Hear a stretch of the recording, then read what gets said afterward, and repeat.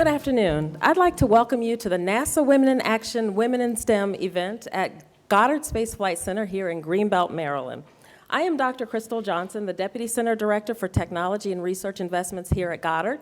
And first of all, we've had a morning of exciting activities for the young girls here with us in the audience. Would you agree with that, young ladies?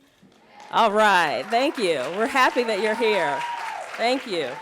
We are very excited here at Goddard to present this event to you on this special day in NASA's history, as well as Goddard Space Flight Center.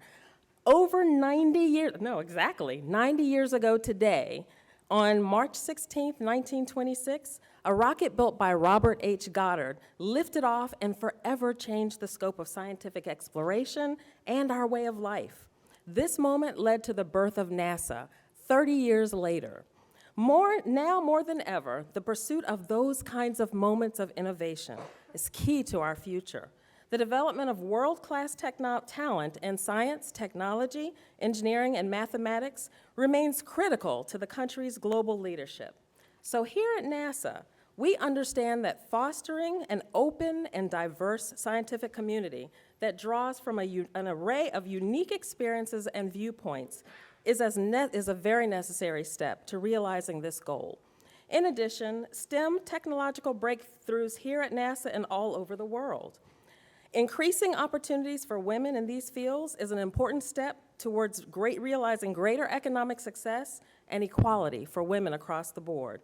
Today, we'd like to share with you some of the stories of the leading women in NASA who embody this ideal. You can follow us on this dialogue on social media using @NASAWomen, and then you can also ask us questions using #AskNASAWomen. I now have the honor of introducing our keynote speaker, Dr. Jo Handelsman. Jo is that's okay. Jo is the Associate Director for Science at the White House Office of Science and Technology Policy. She was appointed to that position by the President Obama and confirmed by Senate in June of 2014. She advises the President on the implications of science for the nation, how science can inform national policy, and on the federal efforts to support scientific research.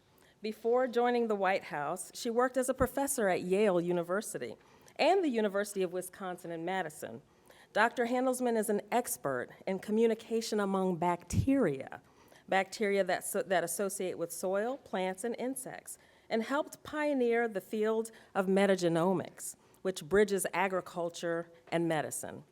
Dr. Handelsman is also recognized for her research on science education and women and minorities in science and received the Presidential Award for Excellence in Science Mentoring in 2011.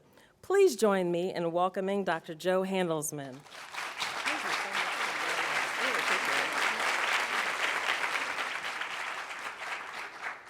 Well, good afternoon. Welcome, everybody.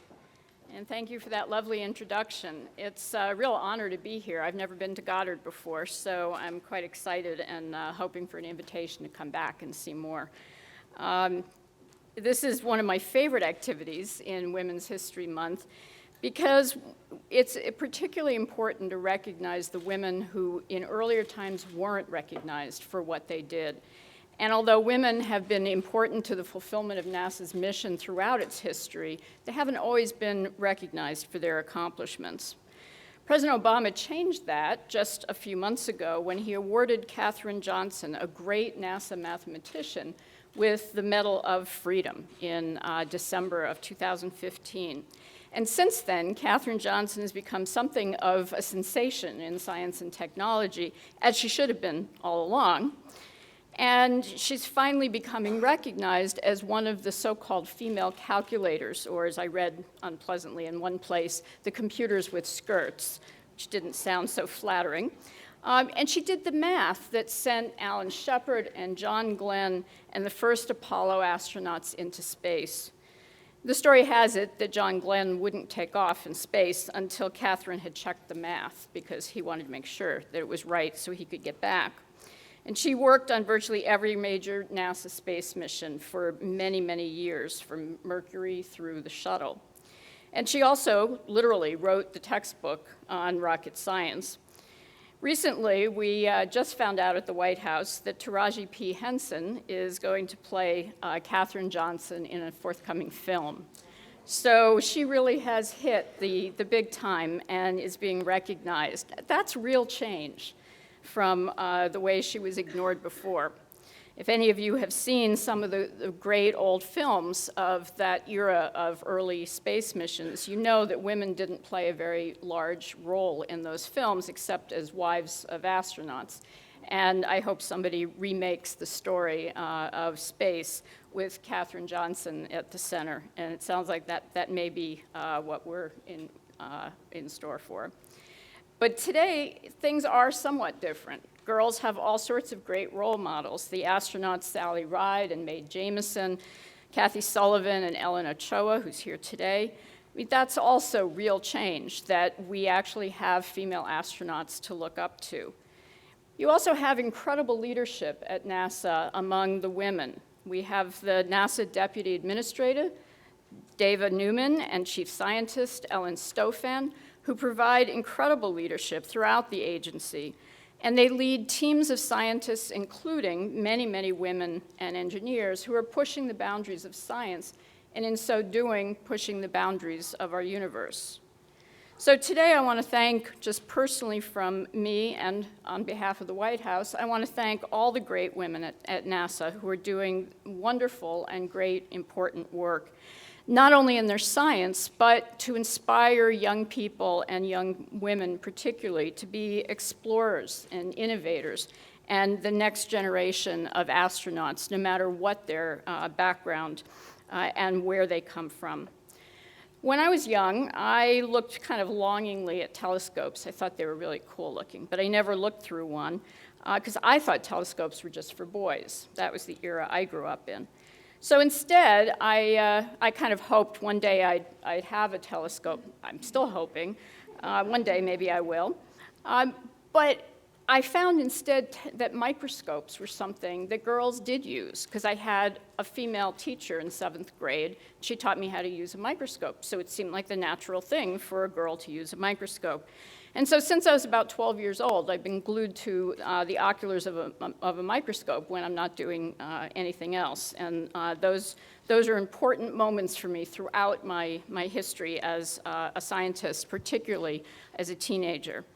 And I think it has an interesting parallel with space, because the tiny little universe of microbes that we can't see with the eye, because although they're near us, they're very, very small, has an interesting similarity to the great objects in space that we also can't see very well with the naked eye, but of course that's because they're far away and large. And so I'd say that microbiology is the inverse of astronomy, so perhaps I sort of got to look through a telescope inversely. So things have changed since I was a girl. And I hope that many of the girls in this room today would be appalled to think that a telescope was only for a boy, that was just something that never entered your mind. And perhaps the best illustration of that change is that half of the recent astronaut class was women. So that's big change, but we still have more to do. There are still too many little girls who grow up thinking that they can't do something, or someone tells them you can't do something because they're a girl. And particularly in engineering and other fields of the quantitative sciences, like astronomy and computer science, it's been very hard for girls to get into these fields, in part because there haven't been enough women to provide role models. It's hard to imagine you yourself doing something if you haven't seen someone who looks like you doing that same thing. Women still occupy a minority of jobs in science, technology, engineering, and mathematics, or STEM. 29% of the jobs are filled by women, and 37% of STEM college graduates are women.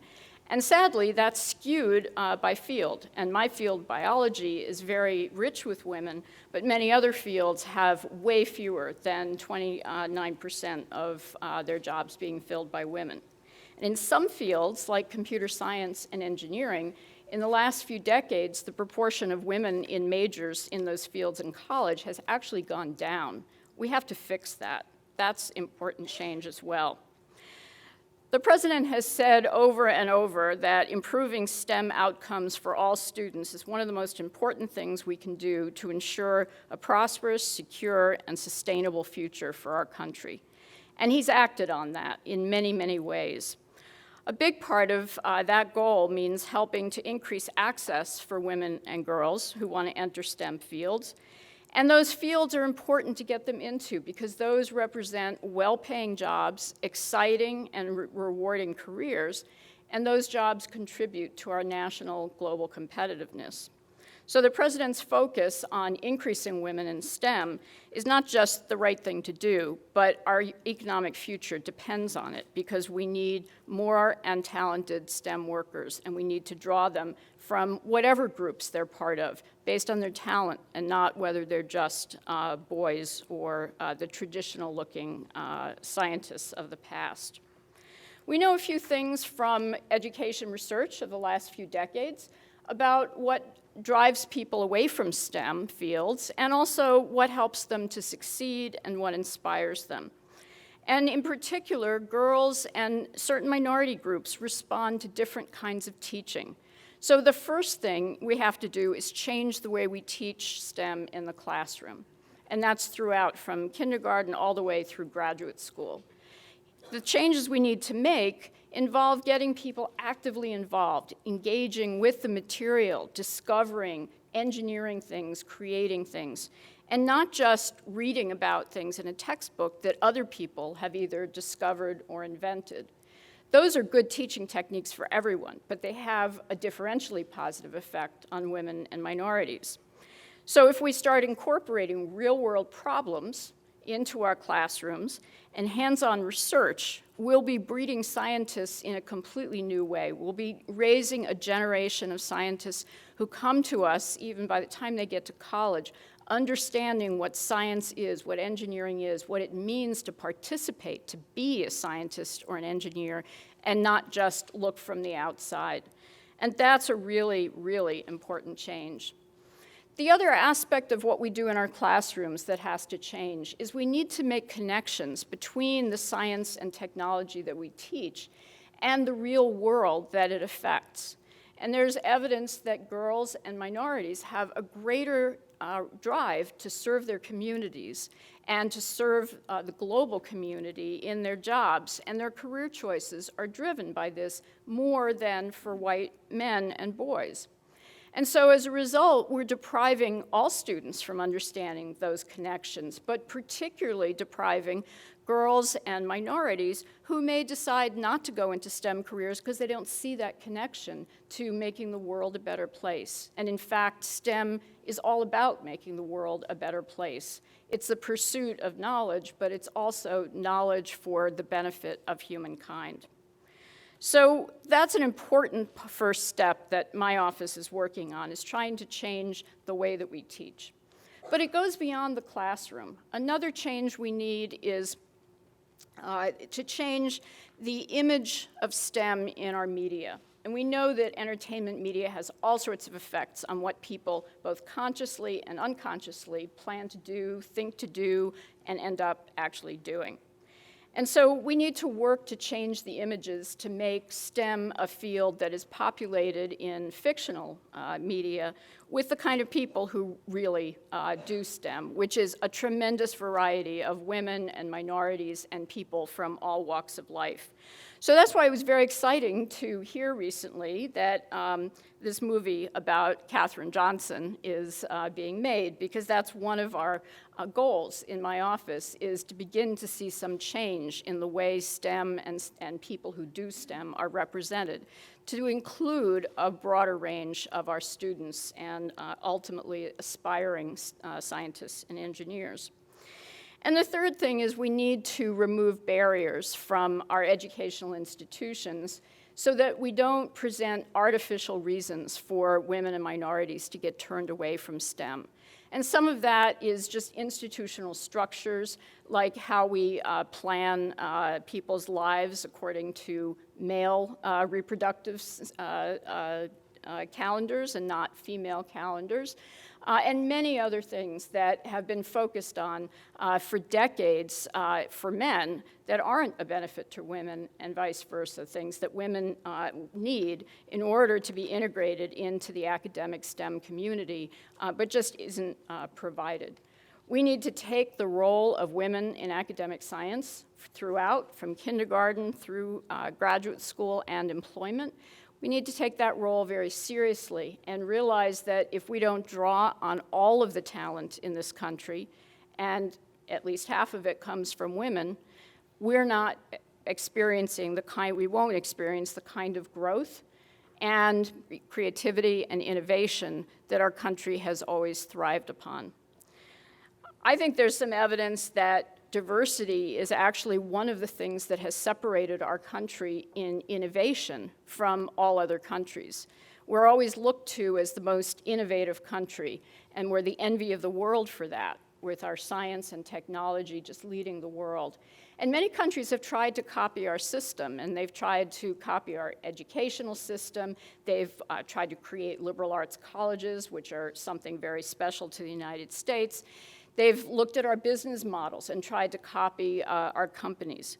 But I would assert that the one thing that is the most important to innovation in this country that people can't copy from the outside is our diversity. And there's scientific evidence to back that up. There's a lot of evidence to say that diverse groups actually function much better and are more creative and produce better outcomes, more creative and innovative outcomes, than more uniform or homogeneous groups. And so these companies in Silicon Valley that you hear about that are almost all white men are doing themselves an enormous disservice by excluding women and minorities who could be enriching the conversation and the dialogue and the creativity of everyone there. But as a nation, perhaps not in every company, but as a nation, we are uniquely diverse, and we need to not only treasure that and use it for benefit, but we need to make sure that people know that diversity is not something that we do because we should do it. We take care of our diversity because that is what America is, and that's what makes us great.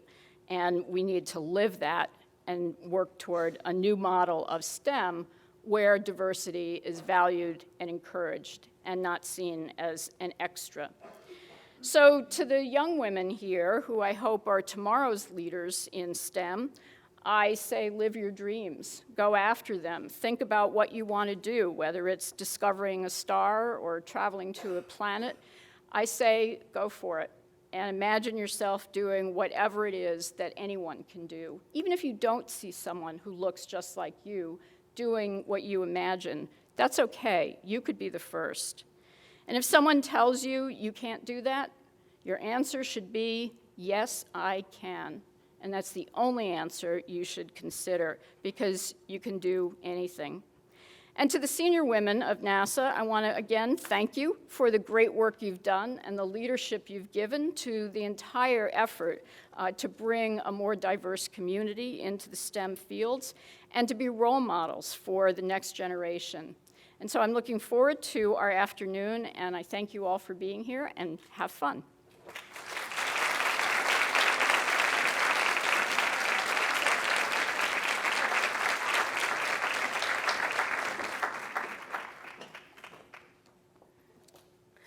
Okay, thank you so much, Dr. Handelsman, for your thoughts, sharing your thoughts with us here today.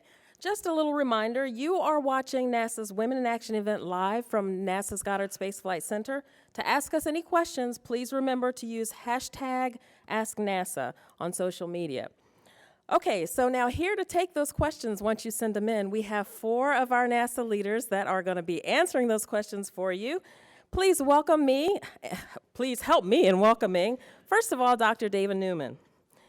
She is our Deputy NASA Administrator, and along with Administrator Charles Bolden, Dr. Newman is responsible for providing overall leadership, planning, and policy direction for our agency. Have a seat. Next, Lesa Rowe, our Deputy Associate Administrator. And as the Deputy Associate Administrator, she assists the Associate Administrator in performing the Chief Operations Officer duties for the agency and leads several key agency initiatives. And next we have Dr. Ellen Stofan, NASA's Chief Scientist. She is the principal advisor to the Administrator Bolden on the agency's science programs and science-related strategic planning and investments. And then Dr. Ellen Ochoa from Johnson Space Flight Center. She is the director of Johnson Space Flight Center, and as a former astronaut, she flew aboard 2 missions on Discovery and 2 aboard Atlantis. She is the first Hispanic woman ever to fly in space. Okay. You may have a seat. Okay, so I will be moderating the panel for these ladies today, and if we could first start with Dr. Dava Newman and give a brief introduction, a 1-minute introduction on yourselves. Thank you. Hello, everyone. Hello, everyone. Hello. Hello out there. We got to jazz it up here. I am thrilled to be here. I mean, Women in STEM, Joe, thank you so much for that inspiring talk. It's just, that's what we're here to do, is celebrate, acknowledge the work we have to do, and do it all together. So I am Dava Newman, former academic. Real quick bio. I was a girl who grew up in Helena, Montana, looking at big sky country, dreaming about the stars. I have to say the Apollo program was very influential when I was a young girl, and it taught me that we could dream and we could send people to the moon, and I've been focused on sending people to Mars. Not ever since. When I was in high school at your age, I loved basketball and skiing, and thank goodness, science and math. I've kind of enhanced STEM to call it STEAMed. I love STEM. My whole career has been looking at this, but I bring in the arts because all I know is the artists, the storytellers. They tell my story. They tell us, how we're going to get to Mars. And the D, I was meeting with some young ladies at lunch. I said, "How many of you are 3D makers?" You know what? Almost the whole table had some design experience. So you're in. So I'm here to tell you that you're all in because we need every single one of you. And from fast forward from early career in Montana, my family also hails from California. I went to the Midwest. I'd never been there before. A lot of cornfields. And so I went to Notre Dame and became an aerospace engineer. But first I was a pre-law major. What's that? My brother gave me great advice and said, "You're good at science and math, and do something like that." Oh, I didn't even know. It's called engineering. Well, it all worked out well. And from there, I went to graduate school to MIT and did aerospace engineering, did technology and policy, because I was wondering, how do they make those crazy decisions in Washington? Well, be careful what you wish for, because 30 years later, you might be sitting in this seat and still trying to figure out, how we can make the best decisions for the future. So just came down last year to join NASA, and I just have to say, I'm humbled, I'm honored, because it's a NASA women, it's a NASA team that I've been able to join, and I think I have the best job in the world. Awesome. Lesa.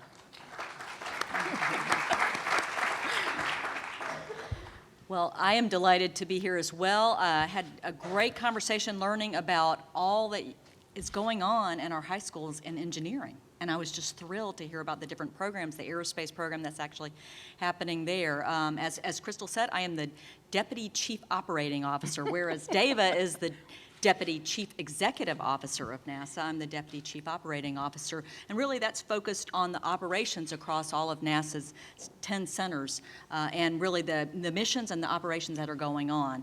I've been fortunate enough to work at 4 of NASA's centers in my career, and one of those being NASA Langley, where I was the center director, the very first woman center director in 100 years at NASA Langley. Yeah, exactly. That's a great thing. And I was able to do that for 9 years. It was just a really exciting time.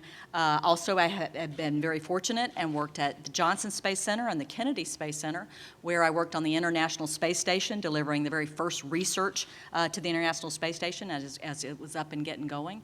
And over both of those centers have worked 38 shuttle flights, 38 shuttle missions, and various positions along the way. So it's been a very exciting career in being able to do all of that. I am most proud of my 3 children, and you guys be sure and tell them that, because I also am an electrical engineer and the very, very first in my family to graduate from college. So I'm very proud of the background that I've had and the exciting time that I've had in NASA. So I'll turn it over. Thank you.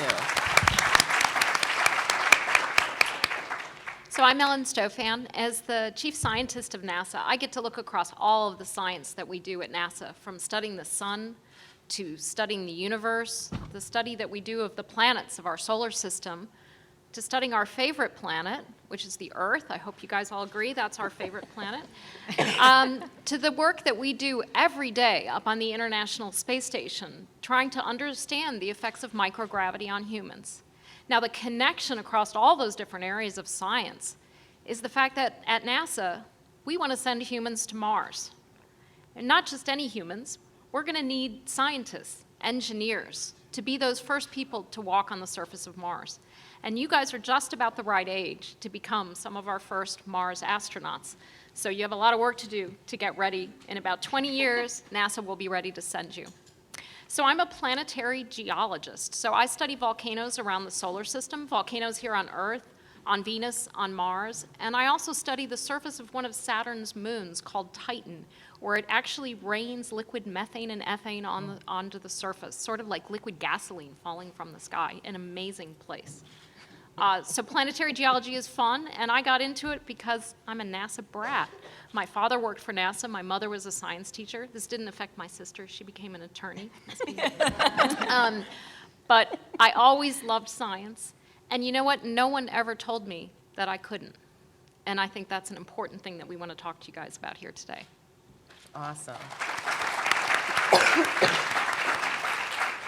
Good afternoon. I'm happy to be here. My college degree is in physics, and I have a doctorate in electrical engineering. And the first few years of my career, I was studying about optical information processing at a couple of different laboratories. And then I was fortunate enough to be selected for the astronaut program.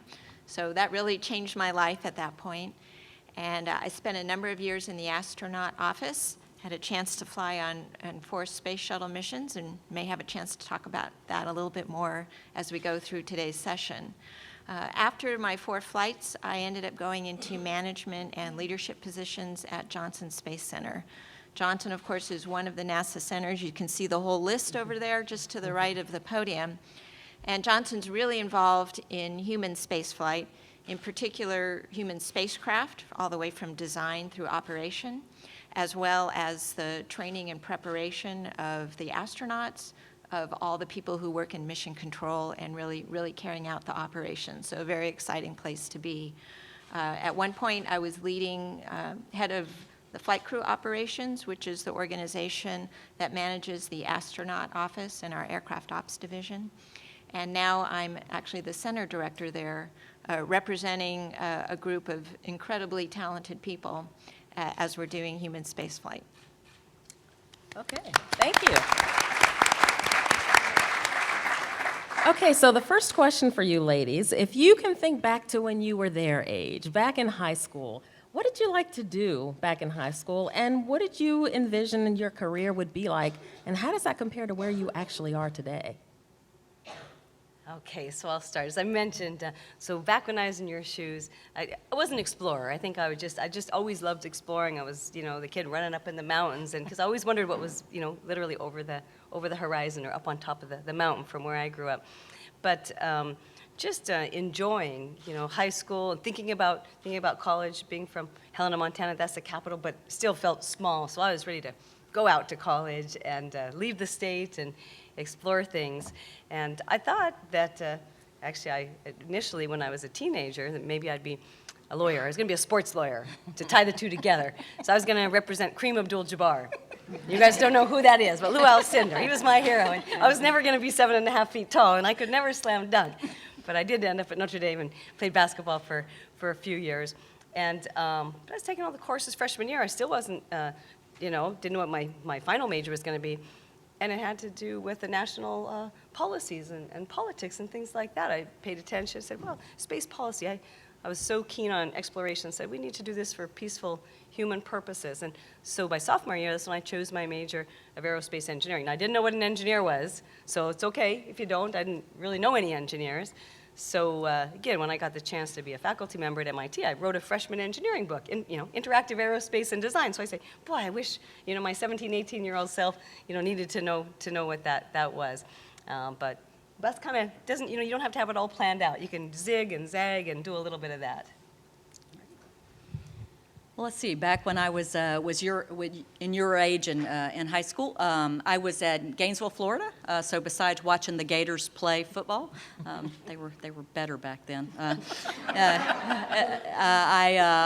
was pretty good in math and science, and I wasn't really sure what I wanted to do. And there was the community college had offered something at our high school where you could put in your interests. And I knew I liked to travel as well, and had some interest in. And out popped zoology and engineering. So with that, and when I looked at the salaries of those two things, I decided engineering would be a better choice. And so I didn't have any idea what an engineer was, but I applied to the University of Florida, got in, and discovered along the way. Started to realize what different kind of engineering was. I thought I wanted to be an environmental engineer, and took a course immediately, an intro to environmental engineering, and discovered I did not want to be an environmental engineer. But I was pretty good at electrical engineering, and it seemed like that was where my talents lied, and so that's where I ended up in electrical engineering. Again, not necessarily knowing what that is. As Dava explained, I don't think you have to have it all planned out. But I was able to get into a co-op program at NASA, and come down and work at NASA one semester, and then go back to college every other semester. And in that, I discovered that this is what engineers do, and I love it. And there was really exciting things going on. So started to realize it's something that I actually could do. So in all of that, I was able to make my desires as an early high school student, which I really wanted. The thing I could visualize is really traveling the world and making a difference. And I truly think that having that career in NASA has paid off, that I really have been able to make the difference that I always envisioned. Not only kind of traveled the world with things I've done on the International Space Station, but talk about working on the world. NASA certainly has that vantage point, not only there and kind of our universe and beyond. So I've had a tremendous career in being able to achieve the vision I had in high school. When I was a younger kid, I was the kid that was always picking up rocks. In fact, even today, my husband says, "Do we have to have rocks in every room of the house?" And the answer to that is actually yes. And I think it was around late middle school, early high school, where I realized there was this thing called a geologist, where people got paid for picking up rocks. And I thought, okay, that sounds like a great career to me. And then around that same time, we had NASA landed the 2 Viking landers on the surface of Mars. And I thought, geology plus Mars, what could be better than that? But I will say in high school, I was mostly kind of focused on skiing, focused on doing fun things. I thought math was a trial, but I knew I had to work at it, because if I wanted to be a scientist, if I wanted to be a geologist, I actually knew that math was a tool that I had to overcome. So I took math classes. I tried to challenge myself. I took some computer programming classes so I would learn how to use computers. I didn't love it, but I knew I needed to learn it. And I always liked science classes, so I knew I was going to go down that path. But I think the thing is, just because you think, well, I can't be a scientist if I'm not good at math, or I don't love physics, so I can't be a scientist or an engineer. But you just have to say, I'm going to get through this, I'm going to stick with my goal, I'm going to stick with my dream, and I'm going to make it happen. Great, thank you. Well, in high school, I had no idea what I would want to do as a career. I would say the classes I enjoyed the most were my literature classes and also my math classes. And I did get a chance to take some calculus in high school, although we didn't have any kind of engineering classes there. The big activity I was in was music. I played the flute. I was in the concert band, the marching band. I played in the Civic Youth Orchestra of San Diego and thought about majoring in music. But I really knew kind of in my heart of hearts that was a really hard thing to do, to actually have a career in. So I've continued to play all my life, but didn't actually major in it. So I went off to San Diego State, again, was thinking about music, maybe business. Ended up looking into journalism, computer science. I changed my major 5 times. So if you don't know what you want to do right now, you are in good company. But it was really through a couple of different things that got me interested in physics. One of them was through my math classes. As I mentioned, I had always liked math. I took it. I ended up finishing up the calculus series in college, and by the end of it realized I was the only one in there just taking it for fun. And talked to the other students to find out why they were in there, and they were of course all in either engineering or science, and it was part of what they needed to do. So that's one of the reasons I started to look into physics. And then there was also a conference at San Diego State University where I was in school, where they had some women scientists, engineers come and talk about their careers. And again, that was really important, like you've kind of heard from the rest of the panel. I really had no idea what an engineer did. I didn't have any concept of, okay, you get up in the morning, you go to work. What is it you're actually doing if you're an engineer or if you're a physicist? And so it was really nice to hear from these other women, what that was like. And it was really the combination of those things that got me interested in physics. And then I had a chance to have a couple of summer jobs where I worked in laboratories, and so that helped convince me that I wanted to go to graduate school, because the people who are really leading the research in the laboratories are the ones that had the advanced degrees. So I went off to Stanford and got a master's and a PhD. And the first year I was at Stanford was the year the space shuttle flew for the first time. So that was the first new spacecraft in, a decade at NASA, so it was really big news. And of course, also, just 3 years before that, there had been an astronaut selection, and that was when the first women and the first minority astronauts were selected. So that was another really big deal. And a couple years after the shuttle flew for the first time, NASA was doing another astronaut selection, and some of the other graduate students I knew were applying. And that's really when I started to think, wow, what a fantastic career that would be, and got the information from NASA and made the decision that as soon as I finished up my doctorate, I applied to the astronaut program. That's great. Thank you all very much. Great answers there. So all of you can kind of see from the answers that they provided here, not anybody sitting up on this stage probably knew when they were your age that they were going to end up in these positions up here on this stage. So that lets you know that there's definitely time for you to consider what it is you want to do. But each of them also talked about exposing yourselves, giving yourselves opportunity for working in the summer times and just exposing yourselves to things in the STEM career, because that's kind of what hooks you. When you're actually there physically doing it and you get a chance to see how fun it is up close and personal, it's something you never want to let go of. So now, just a reminder for those people who are on NASA TV, you are watching the NASA Women in Action event live from Goddard Space Flight Center here in Greenbelt, Maryland. We certainly want you to participate along with us, so if you have any questions, please send them to #WomenAtNASA. No, I'm sorry, Ask NASA Women. #AskNASAWomen. Okay, let's get some questions from our students. Our first question. Hi, my name is Tiffany Jackson. I'm a senior at Duval High School, and my question is for whoever wants to answer. What qualities do you think put you above others for your position in leadership?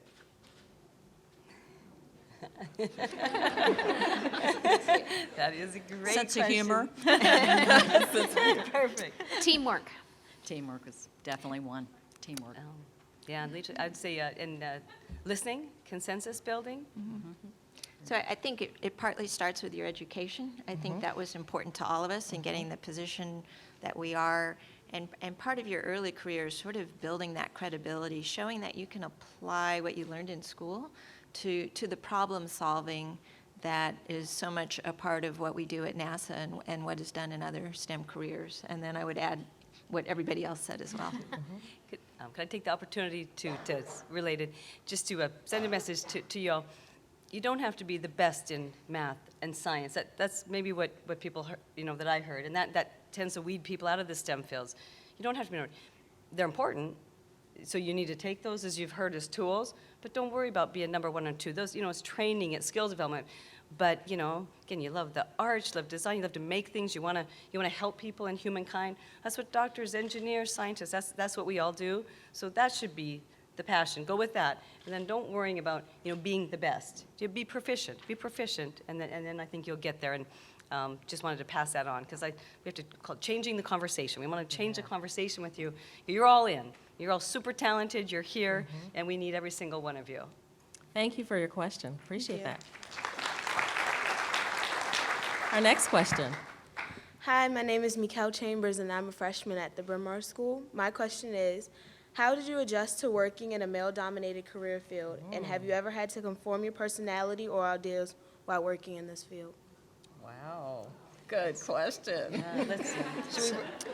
We run through it. I think we should all comment on this. I think everybody should comment on this. So I was, it's definitely been male-dominated aerospace my whole life. I was one of two women in aerospace engineering for undergraduate, and then percentage maybe got a little bit better actually for me in graduate school, but I was the first woman faculty member down in Texas and went back onto the MIT faculty, one of 35.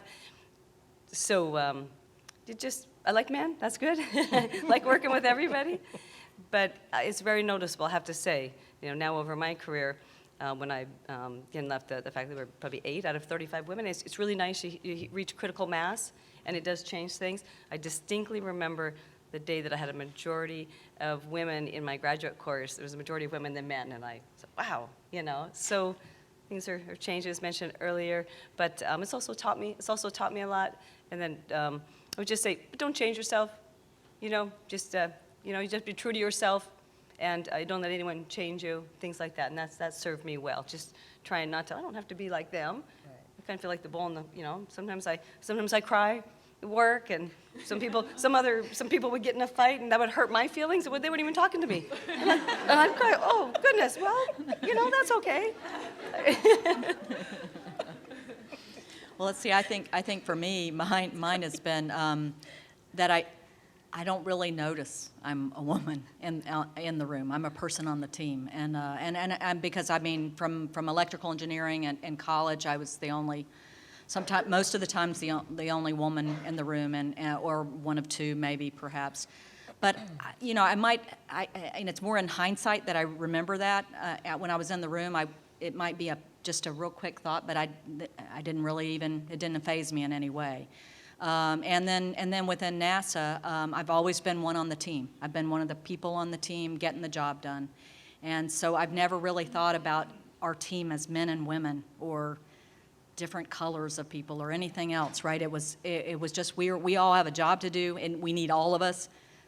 We do really hard things in NASA, really amazing things that nobody else does, and so we really need that team all coming together and making it happen. And so I think that's for me. That's how it's been really good for me. And I didn't necessarily. I know some people need to see that there is a woman in the role before you feel confident in being there, perhaps. I've learned that along the way. I never did. I never thought about it that way. It just was, so I think that's for me, it really hasn't been a barrier or anything. But I think, as Ellen said, as Davis said, be yourself, and I think that's what's most important. So. Sometimes, especially early in my career, I would be feeling like I was one of the team, and just like everybody else. And one of the men would make a comment that would make me stop and think, oh yeah, the rest of the people in this room don't look like me. And they would make me feel, oh yeah, you're a girl. Mm-hmm. And so a lot of the times, especially early in my career when I wasn't very self-confident, I would feel like I have to work twice as hard just to be taken half as seriously. But as I got more confident, as I went on in my career, and I realized they actually need me here in this room. And I now look back at people like Katherine Johnson, who, an African-American woman in the early 1960s. A lot of the time she was not made to feel welcome in the room, but people who've interviewed her, she says, I knew I belonged there. And so now, especially when I get a chance to talk to kids like you, I say, channel your inner Katherine Johnson. If anybody ever makes you feel like you don't belong in that room, remember her and say, I'm going to be like Katherine Johnson, and I'm going to feel like I belong because I do, and they actually need me here to get this work done. Yeah, I would say it's changed a lot throughout my career. It was harder when I was young. I would say when I was in college and graduate school and early on in my career, I was often the only woman in a class or one of two, and I felt self-conscious. I felt like I stood out. And it made me a little bit reluctant to raise my hand and ask questions or to make a comment. One of the things I did to get around that when I was in school was all the professors have office hours when you're in college. And so if I had a question, I would go see a professor, and it turns out professors love it when students come talk to them. People sometimes have this idea of like, well, only people who are struggling go, and they'll think something. But actually, if you talk to any professor, they actually love it when people come and talk to them, because it says, you're really interested in what they're trying to teach, and you're trying to get the most out of that class. So that was one thing that helped. Once I started working, one of the pieces of advice that a couple of my earlier supervisors told me is, hey, you have to speak up when you're in a meeting. That was hard for me. I don't know. I don't think it was so much that I was a woman. I was just naturally a quiet person. Didn't normally, raise my hand and talk. So that was something that I kind of needed to force myself to do a little bit earlier in my career. It has actually gotten lots and lots easier as I've gone through my career. So that's another thing that I would tell you, that if you do feel that way at the beginning, it's not always going to feel that way. And now I'm like what Lesa said, I really don't think about it at all. I'm a member of the team, and it's not something that is really part of what I think about day to day at work. Thank you all very much for those. That was wonderful. Wonderful. Okay, now we're going to go to social media to ask questions from social media. So we've been watching the Ask NASA Women hashtag, and please keep sending them in. We'll answer them after the show ends as well. And we got one from Khaki Flynn, and she wants to know from each panelist, what's your favorite invention? Oh.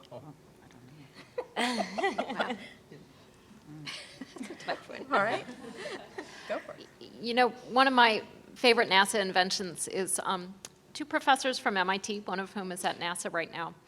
They had the students up at MIT watch the Star Wars video where Luke Skywalker is training with that little ball and the lightsaber. No, we didn't invent lightsabers before you get excited. But there was a little ball that was floating around that he was practicing with. And he told his students, I want you to invent one of those. It's called Spheres.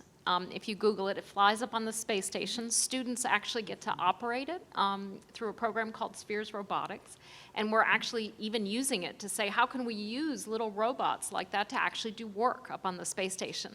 And, David earlier was talking about the importance of arts. And that's why arts is so critical, because you have to imagine something before you invent it. And so whether we get our ideas from science fiction or from an innovative future engineer like one of you, it's those great ideas that turn into inventions, and that's what's so important. I don't have a favorite past one, but a favorite future one would be teleporting. Oh, I love that. Especially on a morning. I have no favorite. I sent my children a text, and I meant to tell them I was teleworking, and I said, and it auto-corrected to teleport, and my kid said, you guys at NASA are keeping secrets. No, it was autocorrect. Any other favorites? Well, I don't have a favorite, but one of the ancillary jobs that I have is I'm on the Nomination Evaluation Committee for the National Medal of Technology and Innovation. So our committee makes recommendations first to the Secretary of Commerce and then to the President. And one of the criteria is that it needs to have made a major impact on society. And so a lot of the nominations that we get are from work that was done 30 years ago, because of the fact that that inventions have now seeped into seeding companies that may now be very large multinational companies. Because of that, very few of the people that we read about are women. And so I always sit there and think, well, I certainly hope that as we're doing this 20 years from now, that we'll see a lot more women who have been involved in inventions that have now grown into companies or products or things that have a great impact on our society. Right. One great example of that she just talked about is the jaws of life. Are you all familiar with the jaws of life that people use to cut people out of vehicles? We had to invent that as a part of NASA work because we had the impossible task of trying to cut metal on the International Space Station in a weightless environment. So we developed it for that and transferred it to private industry. So we're saving lives every day when people get in those accidents and the cars are all mangled up and you have to have people cut out of the vehicles. So the next question that I have for you, lady, well, first of all, in the audience here, we have many girls here, and they talked to you about where they were when they were in your seats in high school. How many of you have thought about what it is you want to do when you become an adult, a full adult? Are any of you interested in STEM fields already? Yay, look at all these hands, STEM-related fields. So one thing that I'd like to ask of the panel members, what one piece of advice would you give to the young girls out there who are interested, or not even yet interested, but who are thinking about STEM-related careers? What one piece of advice would you offer them? Mine's simple. You can do it. They're the most fun fields. I'm very biased, but I say go for it, and you can absolutely do it, and you'll never regret it. You'll never look back. I think I completely agree with what David said. Mainly, don't let fear get in your way. There you go. That's a normal feeling. It means you're doing something that's hard, and it's okay. That means you're challenging yourself. So don't let fear stop you from doing things. You know, the STEM fields are a tool that we use to help make the world a better place, whether it's studying climate change, whether it's inventions that spin off from NASA that help us clean water in developing countries around the world. So please go into STEM, because we have all these challenges in front of us, from climate change to getting humans to Mars, to living in this very technological world. So I really want you guys to stick with it, follow your dreams, and become an engineer or a scientist. Wonderful. I would say make sure you keep your options open, and that has a lot to do with classes you're taking in high school and then what you end up taking in college. You know, it's important not to narrow down too soon and to realize your interests may change, the world may change, and if you have some of that behind you, you have so much more options available to you.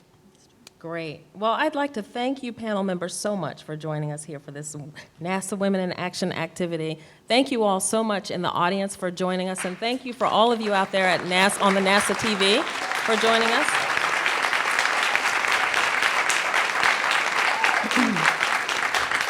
I'd also like to thank Dr. Joe Handelsman for joining us. We really appreciate you coming and taking the time to be with us today. And for those of you who out there who missed it or you came in late, don't worry. We've actually recorded this. You can watch this on NASA TV at nasa.gov/NASA TV. Thank you very much for joining us. We really appreciate it.